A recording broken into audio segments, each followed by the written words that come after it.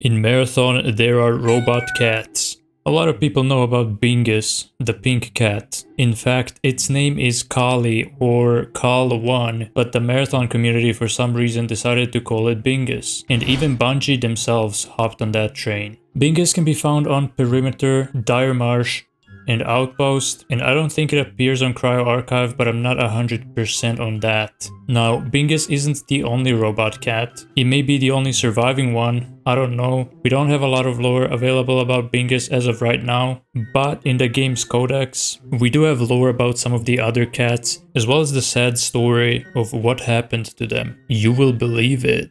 The codex refers to these cats as Fellinis, and in the first page of Fellini lore, UESC scientist Dr. Some Guy talks to Sekiguchi genetics scientist Dr. Some Woman about engineering pets for colonists of the Marathon expedition. The plan was to engineer artificial pets that would help the Tau Ceti 4 colonists battle loneliness. Before the Marathon expedition, isolation studies were conducted on the volunteer potential colonists, but the results of loneliness were biased because these volunteers knew that their isolation was going to end because this was just a study. But that won't be the case for the actual colonists who end up settling on the faraway planet Tau Ceti 4. Even though the actual colonists would have a big community of people to rely on, since over 24,000 people took the Marathon expedition, these scientists still believed that engineering artificial pets would be beneficial to the colony since they were very popular among people living on Earth and Mars. But they mentioned they were not sure if that would be enough, so they also considered domesticating the native fauna of Tau Ceti 4, but because that would take generations, they decided to stick with the artificial pets. On the second page of Fellini lore, we have another conversation between the two scientists. The UESC scientist mentions that the production of the Fellini pets is going much better and faster than he could have dreamed of. He talks about how the Fellinis are designed in a way where two different units can never be exactly the same. So they would all kind of have like their own personality. And also that they would be able to recognize a person or object from years earlier. Then he talks about the external design of the cat and that they are going for as much of a lifelike cat design as possible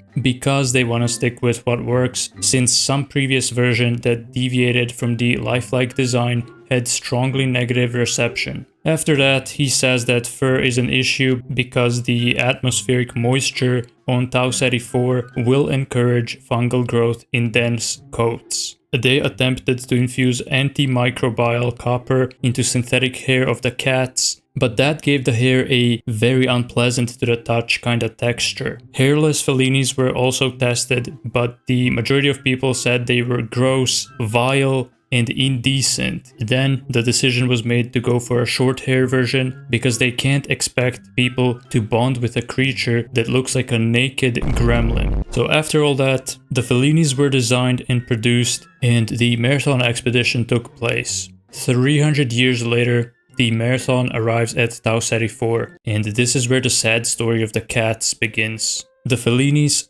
originally designed to help the colonists fight loneliness, began to malfunction and instead became a bit of a menace to the colony. The colonists realized that the neural specs Sekiguchi genetics provided in 2472 didn't work as intended. They would get limited activity for a day or two, but then the Fellini unit breaks. The Fellinis became potentially dangerous. The T-76, which is the name of one of the Fellini units, went outside by bioresearch and started digging straight down into the mud. They tried to pull it out, but it kept digging and the tail popped in their hand. Scans show it got almost 13 meters down before it stopped moving, which was way more power than they should be able to output. And I actually went to bioresearch in-game to see if there's maybe an Easter egg of this, but I could not find a hole in the ground. Then the tech people of Tau Ceti 4 wanted to message Sekiguchi Genetics about this, but the message would take 12 years to arrive back to Earth and another 12 for the response. On the fourth page of the codex, we have more malfunctioning cats. Fellini Unit 738S became hot to the touch during sleep mode to the point of causing a synthetic blanket to start to melt. Unit is currently alert and mobile, not aggressive, not responding to remote override commands. Fellini Unit 122T is retrieving hazardous plants from the colony outskirts and presenting them to the owner. Reports rashes/blisters caused by unknown plants placed in bed by Unit. Fellini Unit 440L has run away from owner. Unit escaped out of window 1 day prior to report, not responding to a location data call. Fellini Unit 508S engages in repetitive spinning behavior. Lasts for hours. When interrupted, Unit exhibits fear behavior and cowers. Unit 014S collects knives. Unit gathers knives from hab and other accessible areas and places them in a quote-unquote nest. Owner concerned. Hab unit includes young children. Behavior modules functioning correctly here. Unit has developed fondness for chosen object. Doesn't know they are knives. Fellini Unit 350S is exhibiting obsessive staring behavior. Bro, why am I getting mugged? Why am I getting mugged? Silently watching owner at all times. Unit moves away whenever owner approaches, maintaining a 2-meter distance while staring. Behavior unchanging after 3 weeks. Owner is disturbed.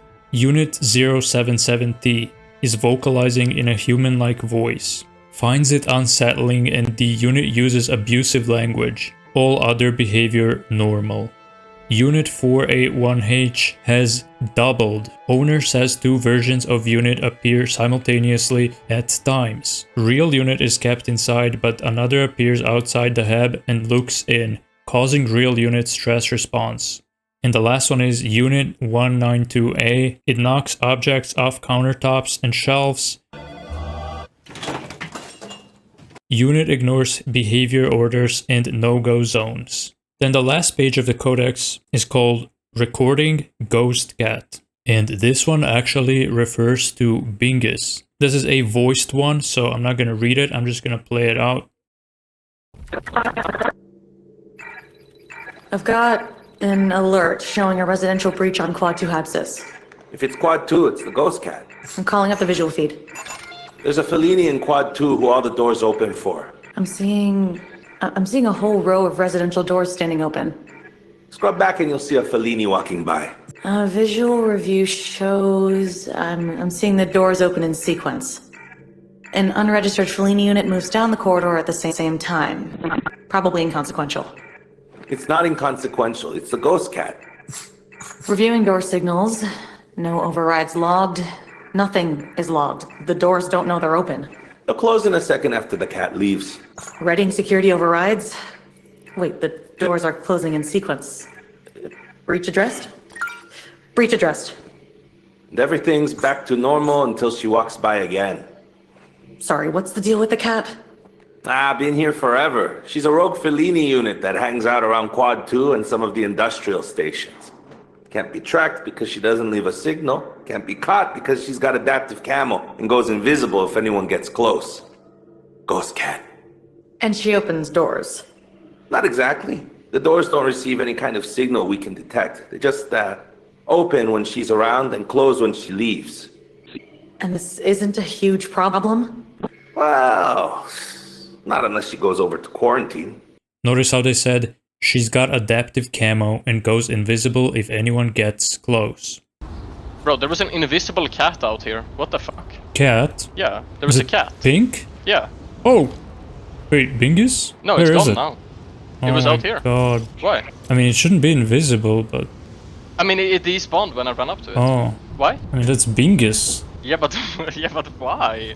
Like, what is it? He's an important piece of lore. Bingus is important piece of lore. Is this going in the YouTubes? Yes.